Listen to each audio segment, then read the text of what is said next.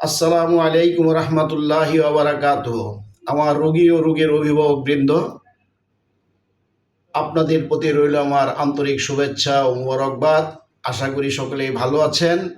আজকে আপনাদেরকে একটা বিষয় অবগত করব, সেটা হচ্ছে নি পেইন বা নি জয়েন্ট পেইন বা হাঁটু ব্যথার জন্য।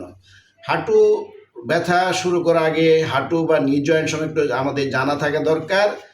আমাদের উরুর যে হাড় রয়েছে, যেটা নিচের দিকে সে বেশ প্রশস্ত হয়েছে, যে কন্ডাইল বলা হয়, আর নিচের পায়ের যে হাড় রয়েছে, মোটা হাড়টাকে বলা হয় টিবিয়া টিবিয়া আর আপনার চিকন যে হাড় রয়েছে বাইরের দিকে পায়ের, সেটা হলো ফিবুলা। তাহলে টিবিয়া এবং ফিমার মিলে একটা জয়েন্ট তৈরি করেছে, নাম হলো টিবিও ফিমোরাল জয়েন্ট। আবার আপনার দেখতে হাঁটুর এখানে যে আমরা বাটি বলি, কেউ ঘিলা বলে, আসলে এটা রয়েছে, এটার নাম হলো প্যাটেলা। এই প্যাটেলার সাথে আবার জয়েন্ট রয়েছে ফিমারে, সেটা হচ্ছে প্যাটেলো ফিমোরাল জয়েন্ট। এই জয়েন্টের মাঝখানে রয়েছে অত্যন্ত পিচ্ছিল একটি পদার্থ, বলা হয় there is no man material as slippery as synovial fluid. এই সাইনোভিয়াল ফ্লুইড বা জয়েন্ট স্পেসে যে ফ্লুইড রয়েছে, পৃথিবীতে এখন পর্যন্ত মানুষ এত পিচ্ছিল পদার্থ আবিষ্কার করতে পারেনি। এটা আল্লাহর একটা বিশেষ কুদরত। আজকে এই জয়েন্টের ফ্লুইডকে ধরে রাখার জন্য রয়েছে সাইনোভিয়াল মেমব্রেন, আর সাইনোভিয়াল মেমব্রেনের উপরে থাকে জয়েন্ট ক্যাপসুল, যেটা আমাদের ফিমার টিবিয়া সবগুলো শক্তি প্রদান করে থাকে।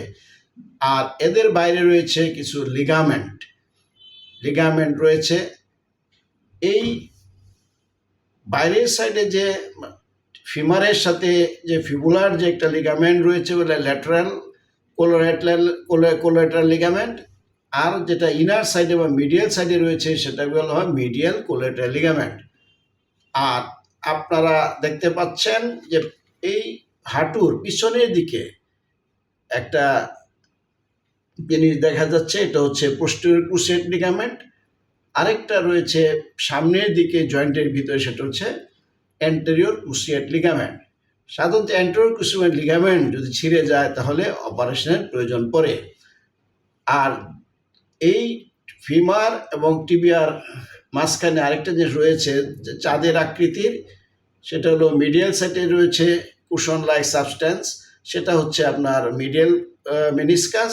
আর ল্যাটারাল সাইডে বা বাইরে একটু আউটার সাইডে যেটা রয়েছে জয়েন্টের ভিতরে, সেটা হচ্ছে ল্যাটারাল মেনিসকাস। যাই হোক, এই জয়েন্টকে মুভমেন্টের জন্য আমাদের কিছু মাসল রয়েছে, উপরের দিক থেকে আসবে, আর কিছু এই মাসলকে মুভমেন্টে রাখার জন্য নার্ভ সাপ্লাই প্রয়োজন হয়। আবার এদেরকে জীবিত রাখার জন্য প্রয়োজন হলো ব্লাড সাপ্লাই। কাজেই এই যে সামনের দিকে দেখতে পাচ্ছেন, আমাদের উরুর সামনের দিকে চারটা মাংস এক হয়ে তারা তৈরি হচ্ছে কোয়াড্রিসেপস টেন্ডন, আর যেটা আমাদের এই প্যাটেলার উপর লেগেছে এবং সেখান থেকে আবার চলে গেছে সেটা হাঁটুর সামনে নিচের দিকে, সেটা হচ্ছে প্যাটেলার লিগামেন্ট। অনেক সময় এটা যদি জোরে টান লাগে, তাহলে প্যাটেলা ফ্র্যাকচার হয়ে যেতে পারে, যেটার অপারেশন লাগে। যাই হোক, একটা নি জয়েন্ট সম্পর্কে আপনাদেরকে একটু ধারণা দেওয়ার চেষ্টা করলাম। পরবর্তী পর্যায়ে আমরা নির ব্যথার সম্পর্কে আলোচনা করব। আল্লাহ হাফেজ, সবাই ভালো থাকবেন, সুস্থ থাকবেন।